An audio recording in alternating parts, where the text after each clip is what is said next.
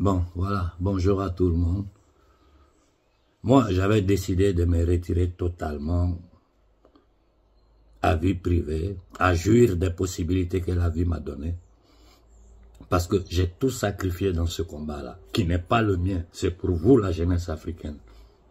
C'est pour vous, mon peuple, sur le continent, qui vivait comme des esclaves dans un camp de concentration, dans un camp de réfugiés.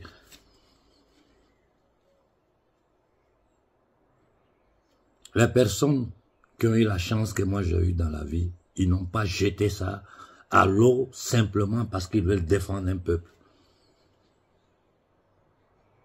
Vous n'avez pas idée des sacrifices que nous faisons. Vous n'avez pas idée des violences que nous subissons, moi personnellement. Aujourd'hui en Italie, j'ai vu reclus parce que ma vie est en danger. Je suis attaqué par le gouvernement italien. Je suis attaqué par les services secrets italiens. Même pour sortir, pour aller acheter du pain, je fais attention à comment je bouge. Tout ça à cause de qui? À cause de vous.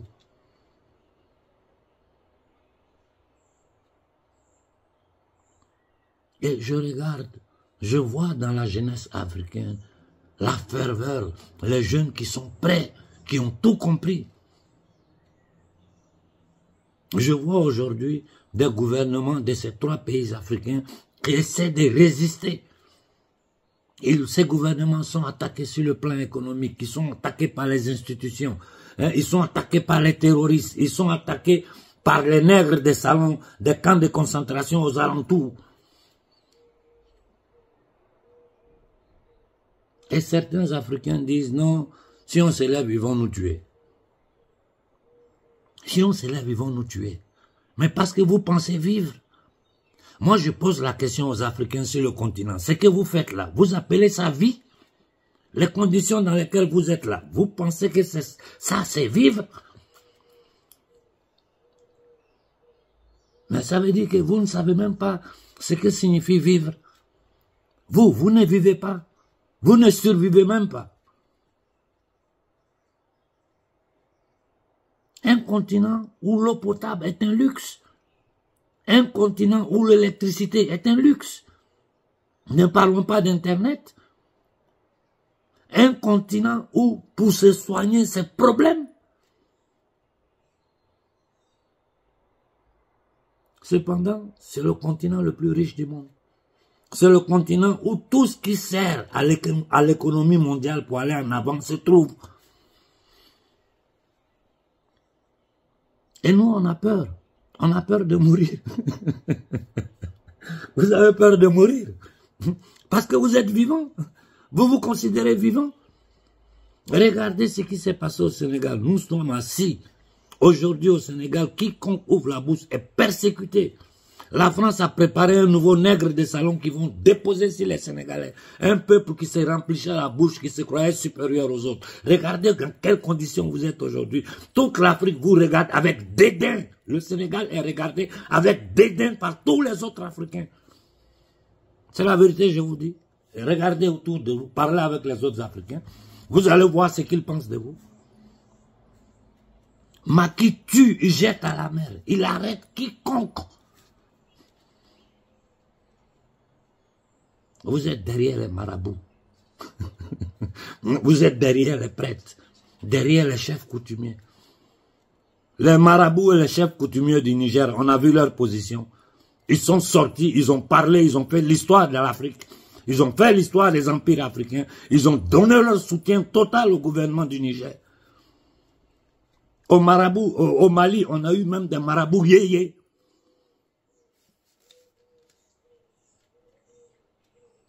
Regardez comment Ouattara et la France ont traumatisé les Ivoiriens. Ils ont traumatisé les Ivoiriens au point que les Ivoiriens ne savent même pas comment bouger. C'est la même chose qu'ils sont en train de faire au Sénégal. Quelqu'un me dit non, il faut que les militaires, puis on va se lever. Ah si, aujourd'hui là, ils ont compris qu'il y a cette possibilité que dans l'armée africaine, il y a des dignes gens qui peuvent tenter de prendre le pouvoir pour déloger ces nègres des salons. Donc ils anticipent. Regardez pour le Gabon. Le Gabon est ridicule aux yeux du monde entier. Même les Occidentaux regardent le Gabon et ils disent mais c'est pas possible parce que il suffit que tu leur expliques la situation du Gabon, ils se mettent à rire. Et qu'est-ce que vous faites? Par lâcheté, je dis bien par lâcheté, par inconscience, vous êtes sur Facebook. Les gens se mettent là, ils mettent la musique, ils parlent, ils parlent, ils parlent. Tout ce qu'ils disent est vrai, hein? Ce n'est pas qu'ils disent, ce qu'ils disent n'est pas vrai. Ce qu'ils disent est vrai. Vous mettez les likes, vous partagez. Et puis après, tout le monde va s'asseoir. Personne ne donne une direction au peuple. Alors qu'il n'y a que le peuple qui peut libérer l'Afrique. Il n'y a que le peuple africain qui peut libérer l'Afrique. C'est la seule chose qui peut les faire reculer. La seule chose qui peut faire reculer les Occidentaux, c'est voir le peuple d'Afrique sur pied. Regardez ce qui se passe au Bénin. Regardez ce qui se passe au Bénin. Regardez le Togo, où les gens sont dans une misère. Regardez la Côte d'Ivoire. Je vous dis, ceux qui prennent les bateaux pour entrer en Italie ici, moi j'ai les chiffres du ministère de l'Intérieur. Le plus nombreux, c'est les Ivoiriens, après les Arabes. Nos frères du Congo, dans l'Est du Congo, M23 les tue, Kagame les tue. Le président, le soi-disant président du Congo, les tue. Mais ils sont sur pied dans l'Est du Congo. C'est la population la plus violentée d'Afrique. Ils sont sur pied malgré les morts qu'on leur fait. Au Togo, vous êtes assis, les gens me disent, m'écrivent, non, si on se lève, l'armée des Talons va nous tuer, l'armée des Adema va nous tuer. Mais vous n'avez pas honte. Vous n'avez pas honte. Donc ne vous lamentez pas. Ne vous plaignez pas. Parce qu'aujourd'hui, tout le monde sait la vérité. Et le plan criminel, génocidaire qu'ils sont en train de préparer à l'Afrique, tout le monde le sait.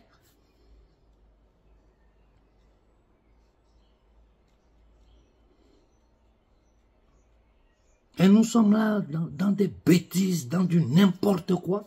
Hein? Aujourd'hui, les gens se sont spécialisés dans les vidéos. Tout le monde, hein, ça dit, c'est le contour qui est important, les analyses et le contour. Après, tout le monde lance un peu de slogan, on va s'asseoir.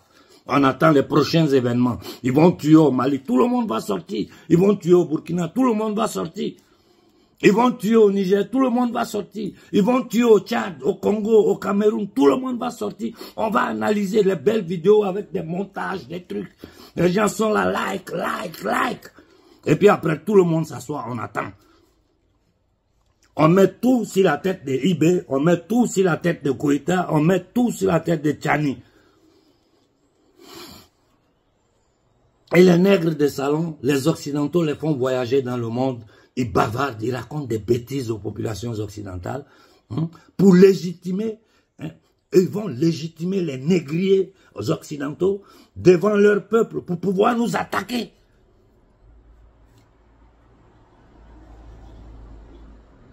Nous, on a quoi à perdre encore? Dans notre condition, l'homme noir, là, il a quoi à perdre? Je suis le seul en Afrique. Je suis le seul en Afrique qui tient ce discours-là. Tout le reste ne font que de la politique. Tout le reste ne font que de la politique. J'ai dit toutes les analyses qu'ils font sont justes. Et ces analyses-là, ce n'est même pas un seul qui fait. Il y a des milliers de jeunes Africains aujourd'hui sur la toile qui font ces mêmes analyses. Ils ne sont même pas plus efficaces que ces jeunes Africains d'aujourd'hui. Moi, je vois une nouvelle génération encore plus efficace que ces faux panafricains. La seule chose qui fait peur aux négriers occidentaux, c'est qu'un peuple se lève. Partout où un peuple s'est levé, les Américains ont reculé. Partout où un peuple s'est levé, les Français et les Anglais, ils ont reculé. Voilà pourquoi ils font tout pour étouffer ma voix. Voilà pourquoi ils font tout pour étouffer ma voix. Et regardez par exemple sur Facebook, il y a des panafricains, si tu les attaques sur Facebook, immédiatement Facebook te bloque, il ferme ton compte. Même Macron, on l'attaque sur Facebook, il n'y a rien. Mais il y a des panafricains, il ne faut pas dire leur nom, sinon Facebook bloque ton compte. Posez-vous les bonnes questions. Prenez vos responsabilités. La responsabilité, elle est d'abord individuelle. La prise de conscience, elle est d'abord individuelle, avant d'être collective.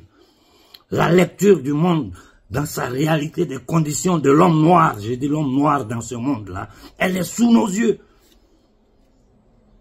Les Occidentaux, quand je discute avec les Occidentaux, eux-mêmes me disent, mais c'est pas possible qu'on arrive. Ce n'est pas, mais comment? Ils sont dépassés par ce que leurs gouvernements font. Mais quand nous réfléchissons ensemble, qu'eux-mêmes ils se rendent compte qu'eux-mêmes ils n'ont pas de gouvernement, que c'est des gangsters qui sont à la tête de leur pays, qu'il y a une petite élite satanique qui dirige le monde à travers la force, l'illusion démocratique en Occident. Les politiciens français, ce n'est que des mercenaires. Toute la pourriture qui sont, tout le monde est au courant. C'est la même chose en Italie, en Allemagne, partout. Donc nos petits nègres des salons là, c'est-à-dire c'est des juniors devant les politiciens occidentaux. Mais ici au moins là, quelle que soit la crise qui frappe ici là, ça n'a rien à voir avec l'Afrique. Ça n'a rien, c'est-à-dire nous en Afrique, on n'a pas le minimum vital. On n'a pas le minimum vital. Et vous savez qu'ils ne vont pas s'arrêter. Vous le savez très bien. On attend les prochains morts pour aller liker des gens qui ne font que bavarder, qui n'ont pas le courage parce qu'ils savent que quand ils disent au peuple africain de te lever, les gens viennent sur toi. Voilà pourquoi ils sont sur moi. Et vous êtes là comme des idiots sur Facebook, des moutons, like, des commentaires inutiles. Ça sert même si après ça nous passons à l'action. Dans la condition où nous sommes aujourd'hui, nous sommes en pleine guerre contre notre peuple. J'ai dit, on est en plein dans une guerre contre notre peuple. Écoutez les discours de Macron. Lisez entre les lignes quand il parle là. Lisez entre les lignes. C'est clair, nous on ne bouge pas. Et on va tout faire pour rester là. Mais le peuple du Niger est sur pied. Moi, je crois que c'est inutile que je prenne trop la parole, non. C'est inutile que je continue, comme j'ai fait ces derniers temps, tous les jours sortir prendre la parole. Parce que quand les gens ne savent pas, tu peux dire, bon, tu es obligé de le faire pour faire comprendre. Mais aujourd'hui, dans nos villages, les hommes les plus humbles d'Afrique, les cultivateurs, les ouvriers, les chauffeurs, ceux qui travaillent dur, c'est ce monde-là qui m'écrit à moi, qui m'envoie des vocaux pour me dire qu'on arrête, ils discutent avec moi. Ceux que vous appelez leaders là, ils ont déjà répondu à quelqu'un parmi vous. Je suis le seul dans ce combat qui n'a jamais demandé 5 francs à quelqu'un, qui n'a jamais accepté 5 francs de quelqu'un, qui n'a jamais demandé d'être financé par quelqu'un. Tous les voyages, tout ce que j'ai fait, je l'ai fait de mes propres poches. Quand je ne peux pas, je ne bouge pas. Parce que je veux rester libre pour libérer l'Afrique. Et je vous dis, si nous libérons l'Afrique, ce n'est pas l'Afrique que nous libérons, c'est toute l'humanité. Parce que tout le système est basé sur le vol, le pillage, l'exploitation de l'Afrique, de ces matières premières dont nous, Africains, nous faisons partie. Parce qu'ils nous considèrent comme une matière première.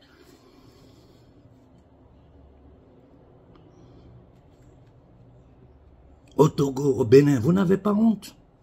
Vous n'avez pas honte.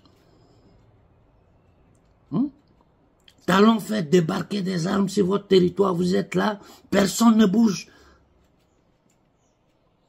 Au Togo, ce que vous êtes en train de subir, la pauvreté que vous subissez, personne ne bouge. Les Sénégalais, je ne parle même pas d'eux, ils sont humiliés aux yeux de l'Afrique, pas seulement de l'Afrique, du monde entier. La grandeur sénégalaise qui nous balançait depuis des décennies, c'est où? C'est où? Où sont les prêtres, les marabouts? Où ils sont? Où sont les chefs coutumiers? Laissez un dictateur, un assassin Macky Sall, il tue les fils du Sénégal jusqu'à les gens prennent des bateaux pour fuir le Sénégal. On a tous oublié Sonko. La France a préparé son candidat pour remplacer Macky Sall.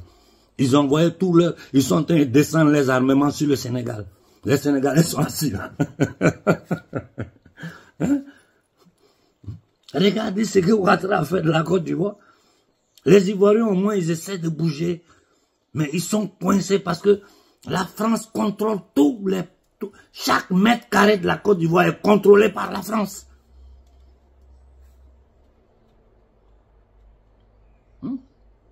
Mais c'est pas possible.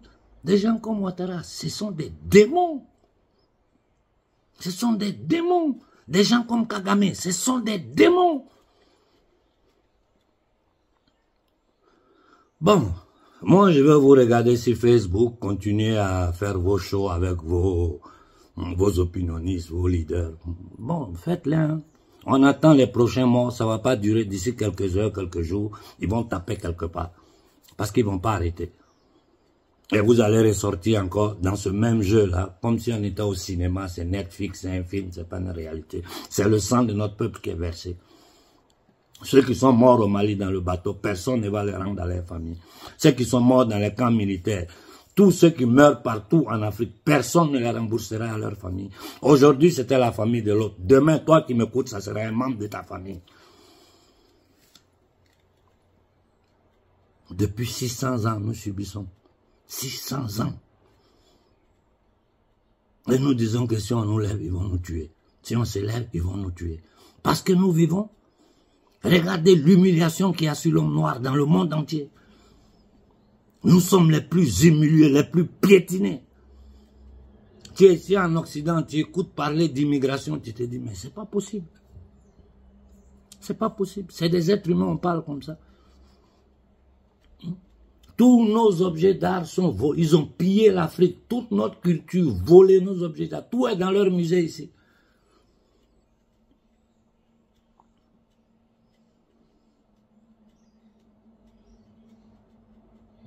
Je comprends aujourd'hui pourquoi ils ont pu déporter nos parents. Aujourd'hui, ceux qui sont dans les îles aux Amériques, c'est nos parents.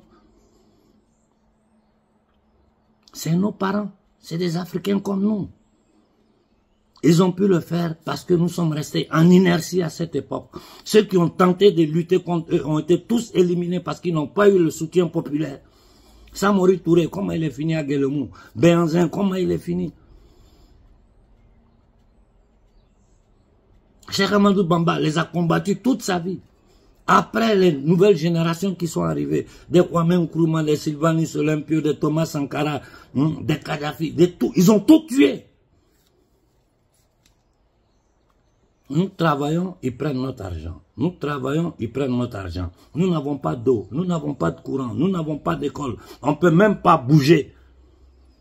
Les gens me disent, non, il faut prendre la nationalité italienne. Je ne prends pas la nationalité italienne, je ne suis pas italien.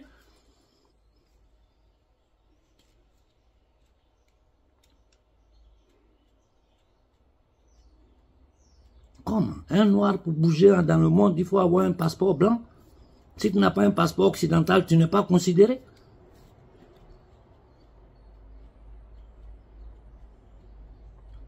D'abord, eux-mêmes, la société occidentale, ils veulent les tuer. On voit, on est ici, nous qui sommes en Occident, on voit tout ce qu'ils sont en train de leur faire, tout ce qu'ils sont en train de préparer contre eux. Ils ont recommencé encore avec leurs bêtises d'inoculation des peuples occidentaux. Ils sont en train d'imposer on est en pleine dictature en Europe. S'ils osent faire ça ici en Europe, vous pensez que c'est nous, Africains, ils vont hésiter? Vous pensez qu'on va s'asseoir à liker et puis ça va finir? D'abord, eux-mêmes, demain, ils peuvent couper Facebook. Et puis, vous allez faire quoi? Ou on ne pourra même plus se parler entre nous. Là. Vous allez faire quoi? À chaque fois qu'ils doivent opérer dans un pays, ils coupent Internet. Tout le monde est bloqué. On ne sait même pas ce qui se passe dedans. Vous avez une chance. Je vous le dis, hein, vous avez une chance. Je vais vous faire écouter le vocal qu'un jeune frère m'a envoyé. Vous avez une chance, hein. La seule chance, c'est suivre ce que je suis en train de vous dire. Si vous ne le suivez pas, vous êtes foutus. Ouais, le père Doyen Konaré, je te souhaite déjà bonne chance dans ton combat. Et ce n'est pas mon combat, c'est votre combat. Déjà, bonjour au passage. Le père Doyen Konaré, il a reçu ton message, vraiment, ça m'a attristé, hein, franchement. Il a fallu que je sois en pause pour que je te fasse un vocal. Il t'a même fait un message, tu m'as répondu, j'ai compris, Doyen. Mais Doyen, faut savoir que le combat, comme le Doyen Banakali l'a dit, il dit, si tu veux faire un combat pour les Africains, il ne faut pas compter sur les Africains, il faut compter sur le vrai Dieu. Doyen, ça a été toujours comme ça. Quand tu prends l'histoire du monde, ça a été toujours comme ça. Surtout les Africains. Moi, je ne comprends pas. Vous voyez la vérité, mais vous voulez déjouer, vous voulez décourager les gens. Mais nous sommes déjà engagés, Douane. Nous sommes beaucoup dans le combat. Il y a beaucoup de têtes. Ça, on le sait. Il y a beaucoup de têtes. Mais en même temps qu'il y a beaucoup de révolutionnaires, il y a beaucoup aussi qui comprennent. Si tu dis que toi, tu ne veux pas, on fait comment? Si tu dis que tu t'es retiré, tu ne vas plus prendre la parole. Sachant que le combat est en train d'être gagné. C'est vrai, ça sera dur. On va perdre beaucoup de personnes. Même moi, je peux être aussi dans les dommages collatéraux. On ne sait jamais. Moi, il m'en fout de ça. Il m'en fout de ma vie. Mais je veux que l'Afrique soit devant. Si toi, tu abandonnes, on fait comment? C'est pas bien, donc s'il te plaît, faut essayer de voir quoi. Déjà, il y a ta dernière vidéo où tu étais en t-shirt rose. Ta dernière sortie, ta dernière vidéo où tu t'adresses à la population française. Ils ont mis ta vidéo sur une page. Il était identifié tout à l'heure. Tu as eu 1500 commentaires. Tout était positif. Tout ce que tu as dit là, tous les Africains ont commenté. Même il y a des Français qui t'ont donné raison. Toutes tes vidéos étaient très positives. Tous les commentaires étaient positifs. Rare, il s'allait visiter dans les commentaires. Un à un, il a lu des commentaires. Vraiment, tu vois que quand vous parlez, tu vois quand tu parles comme ça, ta voix porte. Après ça, tu viens abandonner le combat. On fait comment? Toi, on fait comment? Si tu dis que tu ne prends plus la parole. Attends, tu connais bien les Africains. Nous, c'est des gars, on se décourage vite. Non, il faut vous, pour nous pousser, pour nous pousser de l'avant. Plus tu parles, plus aussi, tu vois, on s'élève, quoi. Donc, s'il te plaît, lis ce message et puis pour moi. Je te remercie. Prends son étoile, cachage de une vie. Vous voyez, ce sont ces jeunes Africains-là qui me font tenir sur pied. Moi, ce n'est pas les commentaires des gens-là qui m'intéressent. Ce que j'ai dit, tout le monde sait que c'est la vérité. Je ne dis rien d'exceptionnel comme tous ces affairistes que vous appelez leaders là. Je ne dis rien d'exceptionnel plus que les jeunes vidéomans. Si je connais les dessous de la table, j'essaie de vous expliquer le pouvoir profond. Mais à part ça là, les analyses que tous les jeunes vidéomans font là, c'est ce que vous appelez leaders là, ils font. Mais qu'est-ce qu'on fait? Quand tu poses cette question-là, personne ne répond. Personne n'a le courage de dire aux Africains, levez-vous.